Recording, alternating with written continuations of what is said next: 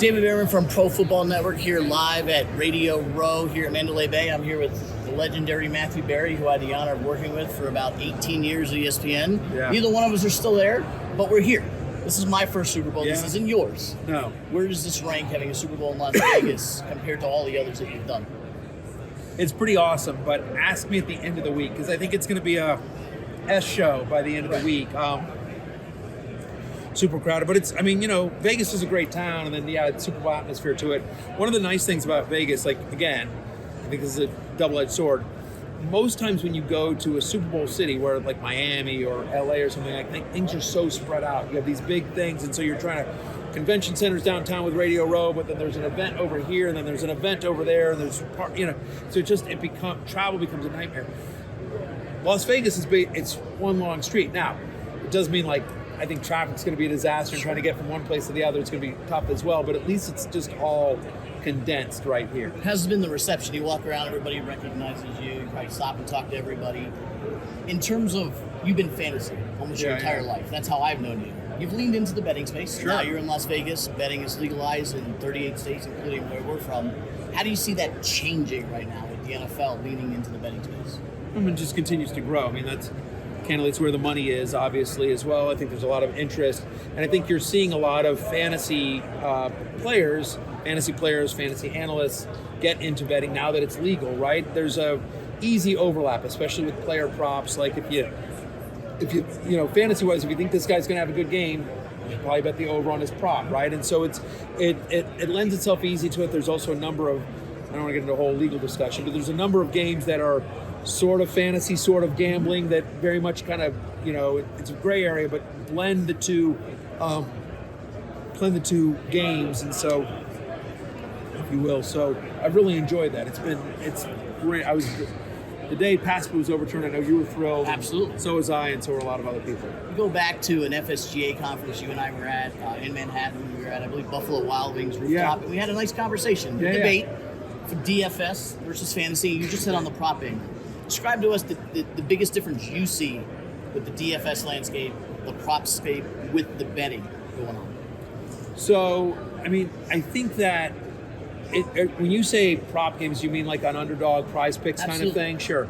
So DFS, I think, and there's a lot of different versions of DFS, but I think most people would traditionally think of them as like DraftKings, which is where it's salary cap based. You are given an amount of money, and then every player has a salary, and you have to create the best lineup you can under that salary cap. And so the difference there is there's, I think, two big differences. Number one is that you are playing against other people. When you play DFS, you are playing against other people. Can my lineup beat yours, right? And we're working from the same salary cap with the same set of requirements, the same rules. Can I budget my money better than you? And the other thing is that often in DFS you see these big prize pools, right? And so, I'm a DraftKings ambassador. Like DraftKings does the Millionaire Maker.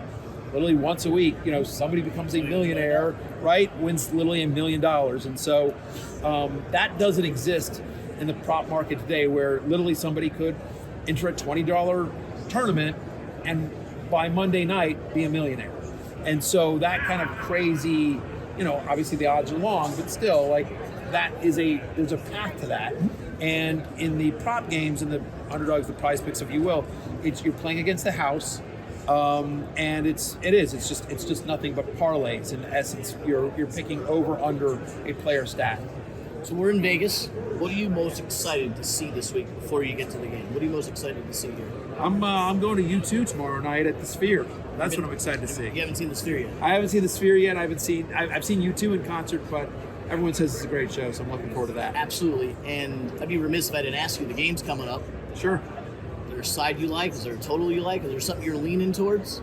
I love the Chiefs +2. I love the Chiefs money line. And if they want to give me 2 points, I'll take the 2 points. I think the Chiefs win. I don't understand why the Niners are favored.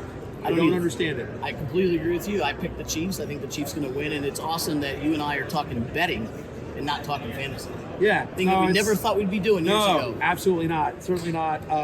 So it's really cool. Yeah, let me get this straight.